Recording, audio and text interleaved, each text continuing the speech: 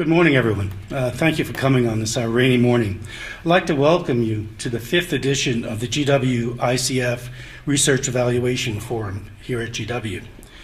And also a special welcome to all the 100 or so individuals joining us through the webinar.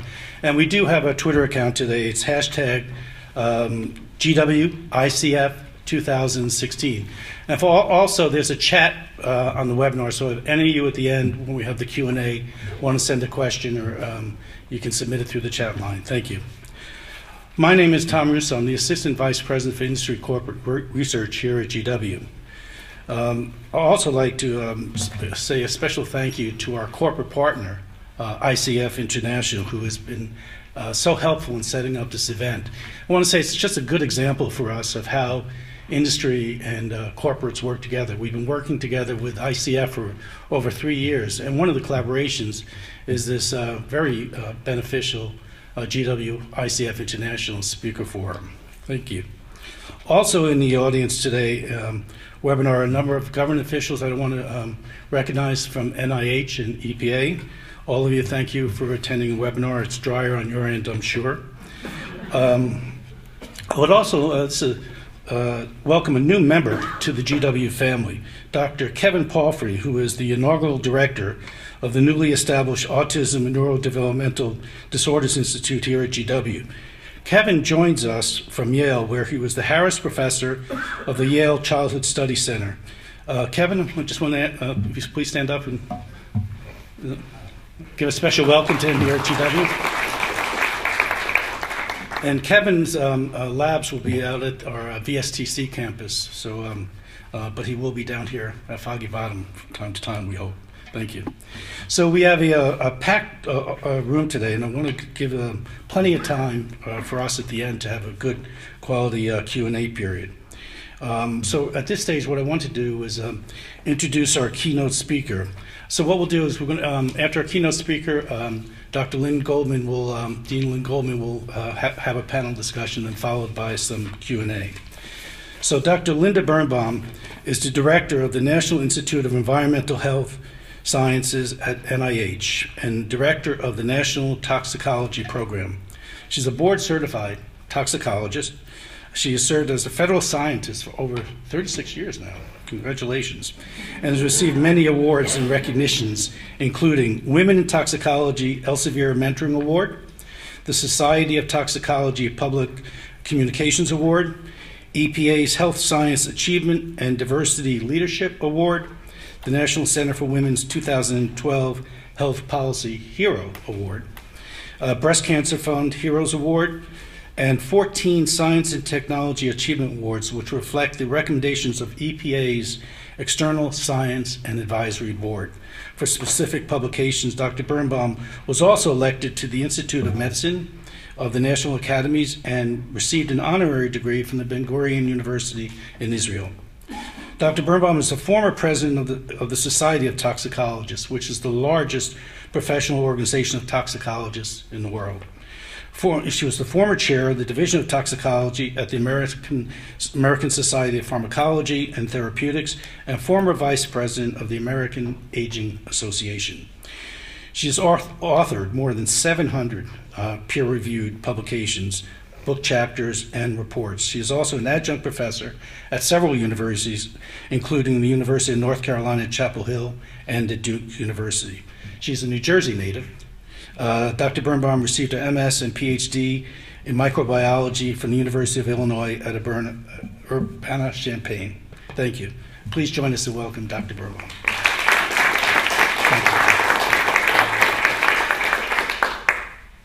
Well, thank you. I'm very glad to be here. I'm running down from NIH in Bethesda. I kept saying, okay, April showers bring May flowers. And we'll go on from there. But what I want to do today is very, very rapidly and briefly tell you some of the things that NIEHS is doing related to children's health and some of the new methodologies that we're using. So just for those of you who don't know who we are the one institute that is not headquartered here in Bethesda, but we're headquartered in what I used to call the southern part of heaven, and now I remind you that most of our restrooms are now unisex. I if you haven't read what's going on in North Carolina, that's not the good stuff to talk about. But our institute, like any NIH institute, its mission is basic biomedical research. But we have a couple things that make us different. I mean, we do have our Division of Intramural Research, which is doing the basic research. We have a clinical research program. We actually have a day clinic on site where we're doing lots of sample collection. We actually have an asthma clinic, which is looking at the relationship between asthma and microbiome changes. And we have an adolescent clinic, which is looking at the associations between weight gain and breast development in children. We have, most of our money goes out, as any NIH institute does, and we fund lots of programs here at GW. But we also have the National Toxicology Program, which is a cross-HHS effort involving CDC and FDA, but headquartered at NIHS, and it is a problem-solving organization.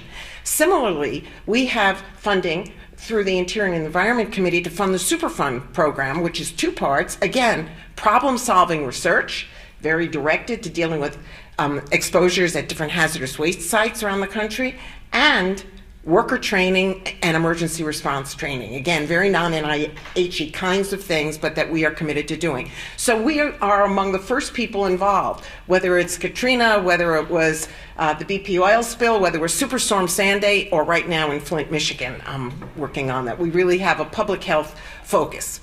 So we redid our strategic plan a number of years ago. I can't believe it was actually released 4 years ago now. But it is really guiding who we are and what we do. And our mission is really to discover how the environment impacts people so we can have healthier lives. And our vision is that we will be providing global leadership for innovative research that improves public health by preventing disease and disability. And this circle diagram, are these not going forward?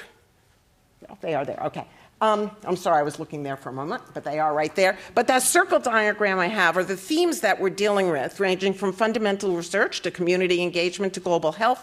And we used to show that everything overlaps, or many things overlap. There's nothing that's actually in only one area, and that used to turn around, but it actually was there were people with epilepsy who were concerned that it was going to set them into a seizure, so we made it static instead.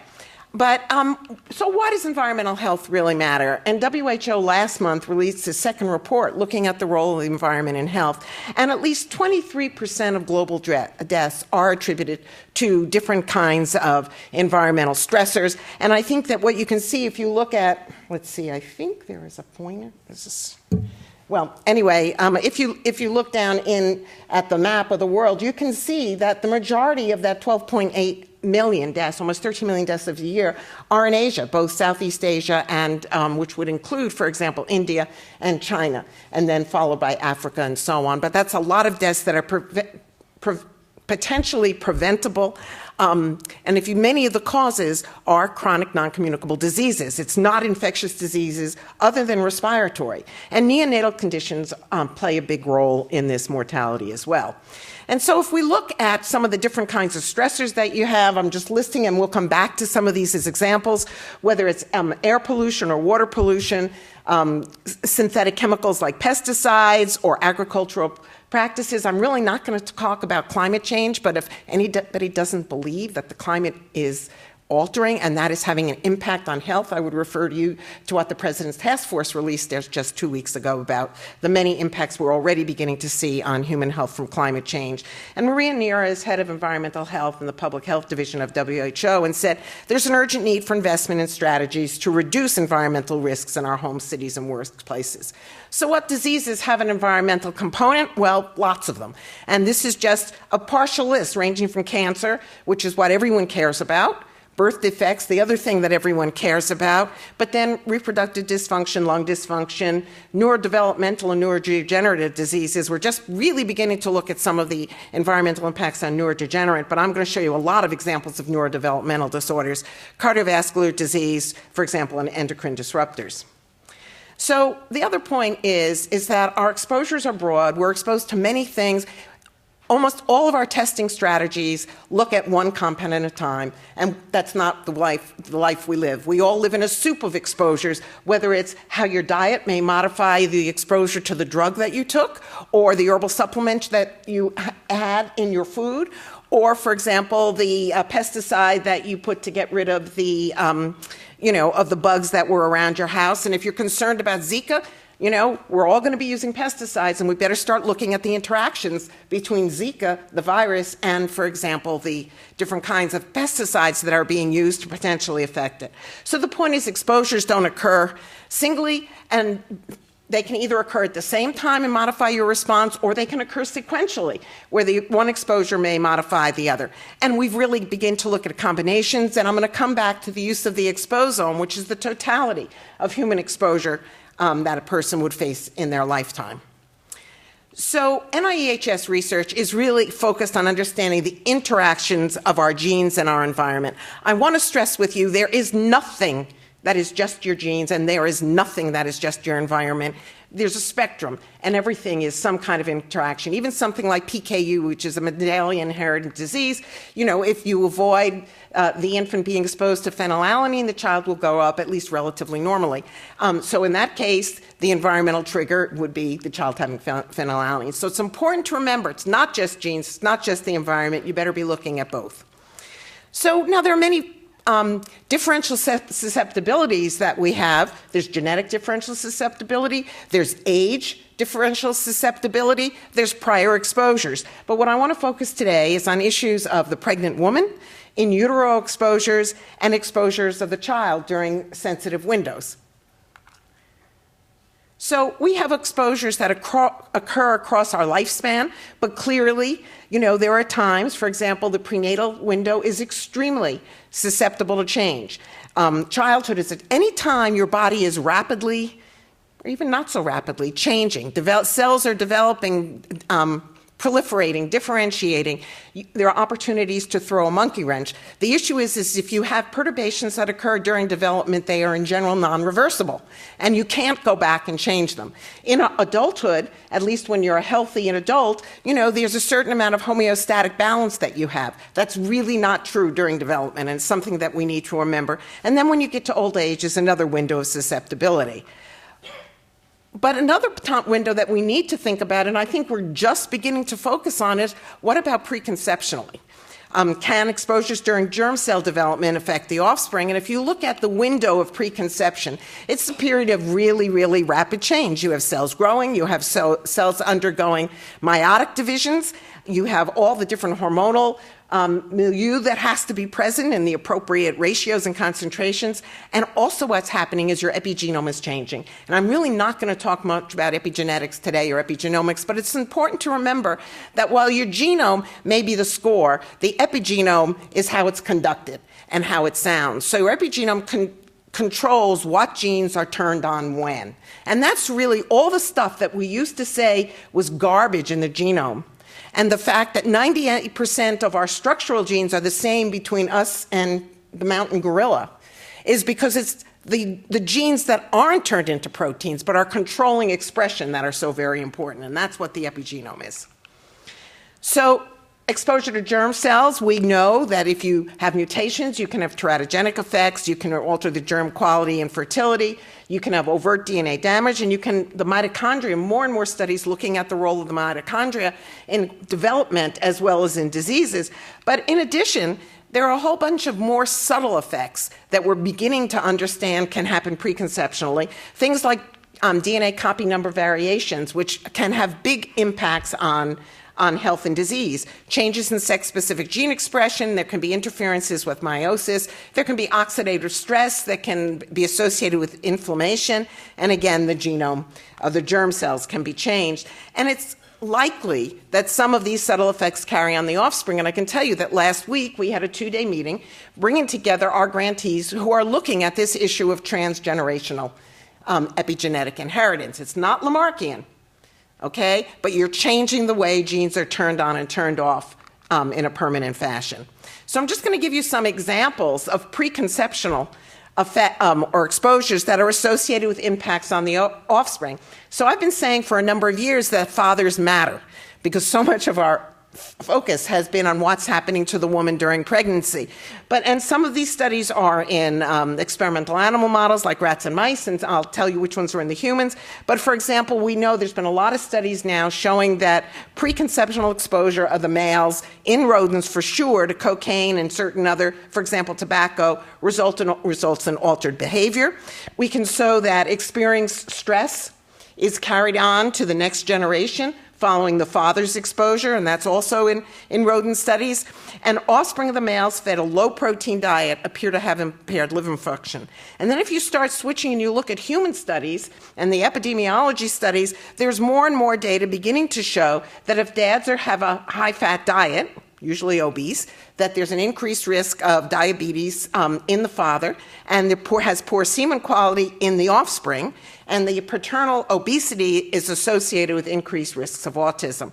And I'm going to have some discussions with Ken about the new autism center you have, because that is a major focus of some of our environmental work. So what about moms? Preconceptional exposures. Again, so much of our focus has been in what happens when mom is already pregnant, but there's growing evidence that maternal obesity alters the maturation of oocytes, changes the redox state of the embryo, and impacts the offspring growth and metabolism, at least in a multi-generational way. Lots of evidence, again, that stress in the mother, in the father, preconceptionally impacts the offspring and leads to altered behavior. And then there's growing evidence, especially, and this is human data, that preconceptional smoking is associated with an increased risk of congenital heart defects. We know that smoking during pregnancy is associated not only with small for gestational age babies, but impacts on IQ and small birth weight, but then the children become obese by the ages of 8 to 10, and that persists in a higher risk of diabetes. And then there's also from the very exciting cohorts that Jermaine Buck-Lewis from the National Institute of Child Health and Disease has studied, where she's been looking at paternal and maternal exposures to POPs. Those are persistent organic chemicals, things like DDT, PCBs, are associated with low birth weight in the children. Again, preconceptional exposures. So what are the exposures during pregnancy? Well, it's kind of the laundry list that I referred to before that in the WHO report. We're talking about everything from contaminated food and water and household products like pesticides and cleaners to chemicals and electronics, prescription drugs, cosmetics. I've mentioned stress, and I'll mention it again, agricultural chemicals, and then anything that's synthesized. But anyone who thinks that what you eat in your food is not chemicals and that's somehow inherently different than synthetic chemicals is a little confused, because in fact they're just all chemicals, and what you eat and the composition of what you eat really will impact your response to various chemicals. Some of that's going to go via the microbiome. Some of it may just be a change in your inherent metabolism. So I've already said that early life exposure it occurs at a time when the body is rapidly changing, and the early life exposures can have long-lasting effects. And this is the whole basis for a field which has really been in existence now for only about 10 years, which is the developmental origins of health and disease, or DOHAD. And this is where early life exposures, and I almost prefer to use that term because that includes preconceptional and conceptional and childhood and so on, can lead to epigenetic programming changes that alter when genes are on and off. Your metabolism, when certainly in utero, as well as in the infantile period, is not the same. Your ability to handle exposures, your immune system is not functioning the same way, makes you more susceptible to exposures. And the changes that occur during development, as I said before, permanently alter the potential of an organ.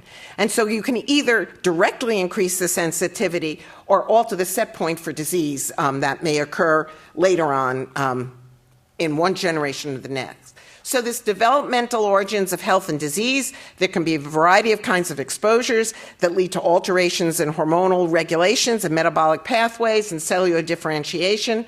That can be expressed by changes in your epigenome, which, and I didn't say before, but the epigenome, what it is you have the same DNA-based sequence, but you may put little methyl groups onto the DNA, which tells it whether to be on and off, and then the DNA doesn't exist as that long strand of spaghetti in your cells, but is actually curled up and folded into a three-dimensional structure called chromatin, and that involves histones, and the histones can be methylated, acetylated, propionated, ubiquitinated, butyrylated. Can have different groups put on them and different combinations, and again, that affects how they how the chromatin fold up, which impacts whether genes can be turned on and off. And then in addition, some of those RNAs running around the cell that we used to say were junk, the little microRNAs and the other non-coding RNAs, are absolutely critical for, again, controlling expressions of genes. And we're now finding, this is an epigenetic mode of inheritance, that these non-coding RNAs are present in sperm and are actually transferred to the egg at fertilization. So it's another way for the dad to have a role from preconceptional exposure. And anyway, these alterations can lead to long-term effects and increased disease risk across. So now I'm just going to go through a bunch of kind of examples from some of our grantees and others related to some of the kinds of exposures we have a lot of concern with. So prenatal PAH exposures. PAH, yes, when you barbecue your steak, you know, the drippings generate PAHs, but among our biggest sources of PAH are combustion of organic material, and diesel exhaust, and especially diesel trucks, are a big source of PAH exposure. And what you can see here is whether you're looking at children at age 5 or age 7, their BMI increases relative to their maternal exposure, to the maternal exposure in utero. This is based on cord blood levels. So that's both maternal and child's exposure, but in utero exposure to PAHs. And it's a persistent change. We know that early life exposure to phthalates, another class of major products that are in personal care products, they're in your food packaging, they're in all kinds of makeup and nail polish and so on. And we've known for a while that there was actually an association between early childhood exposure, exposure to the child, and their susceptibility to asthma. But what you can see here, that at least for a couple of phthalates that were looked at here, these are the metabolites, the monobutyl phthalate and the monobenzyl phthalate, which are the products of the diambutyl phthalate and the butylbenzyl phthalate, that these phthalates are associated with an increased risk of asthma following in utero exposure. So again, mom's exposure associated with what you see in the offspring. Now, this is actually not looking at what you see in the child, but there's a very interesting study that's been going on for the last 30 or 40 years through our Superfund Center at Berkeley, and this is actually studying an unfortunate poisoning that occurred in northern Chile, in Antofagasta, Chile, where the river that was the water source for the town was used to wash out the mine tailings in the copper mine upriver from the town. And this led to a major arsenic contamination that occurred for about a 20-year time period before they realized they were having people with frank arsenic poisoning being detected in the town. But the really interesting thing here is what you're seeing here, both for lung cancer and bladder cancer, is there's a dose-related increase in related to how much arsenic the exposure, but this is also showing you an age-related change, so that the people who were exposed, because we know when the pollution started and when the pollution stopped, we have people who were only exposed in utero. We have people who were only exposed, say, in childhood. We have people who were only exposed as adults. And what's been shown here is that the people who were exposed in utero or in early childhood 50 years later have the highest incidence associated with their early life exposure. Much higher incidence from early life exposure to arsenic cancer than if exposure occurred as an adult. I think that's something important to think about, and I can tell you for experimentalists, it's something that we're spending a lot of time thinking about. So just to briefly, arsenic we all know is a bad thing. Not all the effects I have listed here have to do with childhood exposure. The bronchiectasis, which is a lung disorder, has been shown. In utero, early life exposure is associated with bronchiectasis by age 20. For example, there are lots of reproductive and developmental problems, neurological problems, and a study coming out of school children in Maine has shown that those children who have been drinking their whole lives water in wells within the EPA and WHO regulatory limit, but above 5. The regulatory limit is 10 ppb, but above 5, so between 5 and 10, have lower IQ scores than children below 5. And I think that's an important thing to understand, that effects are happening at very, very low doses. I'm beginning to believe that arsenic, like lead, there's no such thing as a safe level. We also know that there are associations with type 2 diabetes and lots of mechanistic studies about how arsenic likes every endocrine receptor that you ever knew about. Now, I also wanted to talk about another neurodevelopmental impact, which is ADHD. And with pesticide exposures, both in animal models and in humans, we're finding that certain pesticides, especially the organophosphates like chlorpyrifos, just use chlorpyrifos as an example, actually banned for residential use in 2002, but continues to be used in agricultural uses. So if you happen to live near a farm, you're going to be exposed.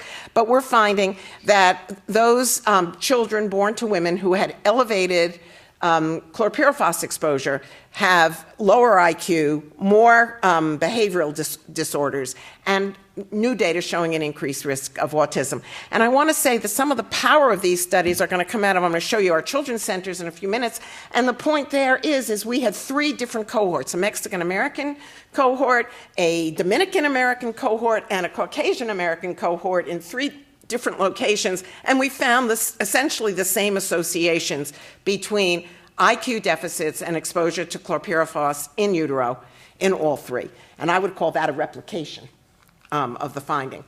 So, there are lots of heavy metals that are out there that we need to be thinking about right now. So much of our concern, if you look at the bottom bullet, is showing that very low levels of lead are associated with lower IQ scores in children. Again, no safe level of lead. We're all concerned about Flint, which is a clear example of environmental injustice, but Flint is just the tip of the iceberg about problems of lead contamination in many inner city areas and Rust Belt communities, as well as poor rural areas around the country. But other compounds, I've mentioned the arsenic already. We know that methylmercury showed decreases in IQ from exposure. I mean, there's the long-going study in the Faroe Islands following the children there with methylmercury, different levels, and looking at it from seafood consumption. And at age 22, the IQ deficit still persists. So again, as I said, what happens during development doesn't reverse. And then more and more effort being put on looking at exposure to manganese, which we know high levels of manganese in adults is associated with effects on your nervous system. But now we're finding that exposure in utero or to children is associated with poorer memory and attention, even at very low levels. Now, what about air pollution? We're all exposed to air pollution all the time. We look at the pictures of Beijing and Delhi and Agra, and we think this is so terrible. Our levels aren't that high, thank goodness, but our levels are still being associated with adverse effects. And we know that living within 75 meters of a major roadway is associated with increased risk of asthma. It's also associated with decrease in IQ. There are now 12 studies showing that near roadway air pollution is associated with, this is again to the mother, or in the first year of life, is associated with an increased risk of being on the autism spectrum. Air pollution, again, like lead, like arsenic, I would say, probably no safe level. And this is whether you're talking ozone or PM or nitrous oxides, all problematic, and also impacts on the immune system as well. So we focus on the outdoor air. But you know what? Our indoor air is much worse than our outdoor air. And in many parts, especially of the developing world, where people cook with biofuels in small huts, the levels inside the huts are so thick, I would say, with PM and black carbon, that they're worse than what occurs even in Delhi or Agra, for example, on a very bad day. We know that there are over 3 billion people exposed each year to especially indoor cook smoke. Most of them are women and children. We know that more than half of premature deaths among children under 5 are due to pneumonia, which is associated with the particulate matter inhaled from household indoor air. We know that there's decreased neurodevelopmental performance associated with wood smoke exposure. We know that the biomass fuel burning is associated with an increased risk of low body weight in the children and respiratory illness and infant mortality. And we know that asthma is associated with open fire cooking in Venezuela. Unless you think this is only an issue in the developing world, let me tell you that 16 million people in America cook with biofuels, usually wood, inside, and not necessarily with proper ventilation. So back to phthalates a minute, and I want to switch to a little later exposure, not in utero or infantile, but what's happening around the time of puberty. And this is a recent study that, again, has come out of our breast cancer and the environment research program, where we've been looking at exposures that are occurring to young girls as they go through puberty. And what we're finding here is that exposure to certain of the higher molecular weight phthalates is linked to a later pubertal onset, and this is especially true if you look at the darker lines in girls of normal weight as compared. There's still the impact in the girls who are overweight, but it's less noticeable than the girls who are of normal weight. So in this case, the endocrine disruptor phthalates are leading to a decreased rate of puberty or slower pubertal onset. So what is this all costing us? Well, Leo Trisandi of NYU, who has been doing a number of different studies, actually estimating the costs yearly of these, and he's done this in conjunction with the Endocrine Society and the European Union, and he has recently estimated that in 2008, the cost of environmentally attributable costs of childhood lead exposure, methyl mercury exposure, developmental disabilities, asthma, and cancer was in the neighborhood of $71 billion. Now, he has also estimated in another study that if you looked at the total impact, the cost of lost IQ from early life lead exposure worldwide is over $1 trillion a year. I think these are big numbers, and right now the only thing that really talks on the Hill is money. So these are figures that are helpful to have. So what is NIEHS doing? Well, we're spending approximately a quarter of our budget dealing with issues of children's health. The sizes of the bubbles here really reflect how much our effort is in these different areas. So you can see that neurocognitive outcomes is a major focus of our child health research program. Cancer, birth defects, respiratory outcomes, metabolic outcomes. Pretty much we have to cover the waterfront, but it's about a quarter, so we're spending upwards of $150 million a year focusing on issues of children's environmental health. And this is just an example of where we have funded, many of them co-funded with EPA, Children's Environmental Health Centers in many places around the country, where we started this program in 1998 in response to the President, the Clinton call, executive order related to children's environmental health, and we continue to fund programs around the country. What is so important in these studies, and these involve both basic mechanistic studies and epidemiological studies. And what's really important is when you do the epi and you can develop longitudinal cohorts that you follow from, we don't have any preconceptional cohorts, I'm sorry to say, but we do have lots of pregnancy cohorts and birth cohorts. Our oldest kids, who started back around 1900, are now getting to the age where we expect some of them to start having children soon. So we're going to be able to look at second generation effects in some of these cohorts.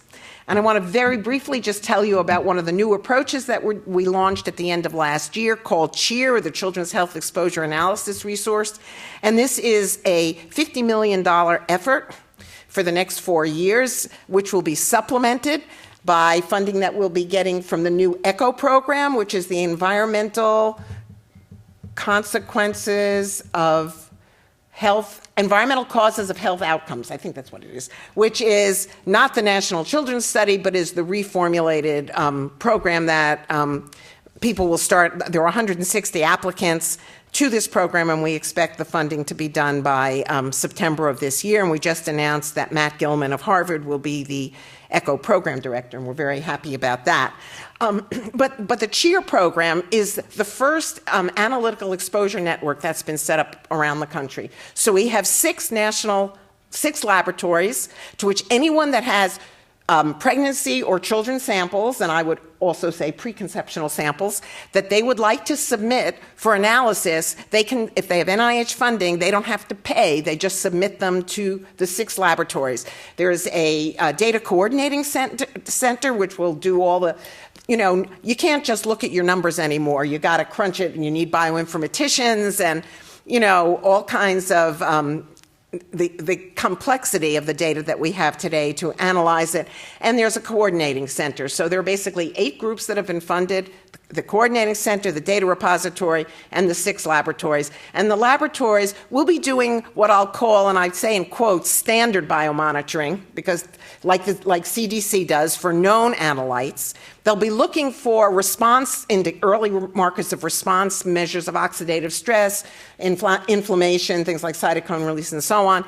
And then they're going to be developing methodologies and moving forward on exposomic approaches. These are agnostic approaches where you just look at everything that's there. You might have 20,000, 30,000 different peaks in your high-resolution chromatograms that you're getting from different kinds of mass spec or even MNMR, and you're going to be looking for patterns and trying to identify things that, stop looking under the lamppost and look at what else may be out there. So we're very excited about this resource.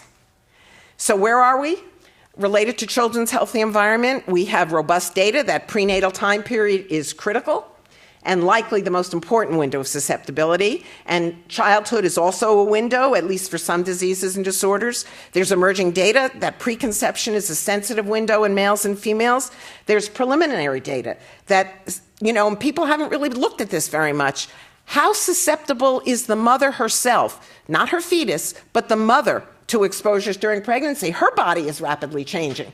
Certainly we know that, for example, if a woman develops breast cancer during pregnancy or shortly thereafter, it's usually a very aggressive form of breast cancer. Is that related to what was going on during pregnancy? We know that there are multiple windows across the lifespan. We haven't looked at all those windows of susceptibility. And we need to remember that a given exposure is going to cause different things in different critical windows. And because your susceptibility varies. So I want to thank you all and remind you that a good start lasts a lifetime, and you can't change your genes, but you can change your environment. Thank you.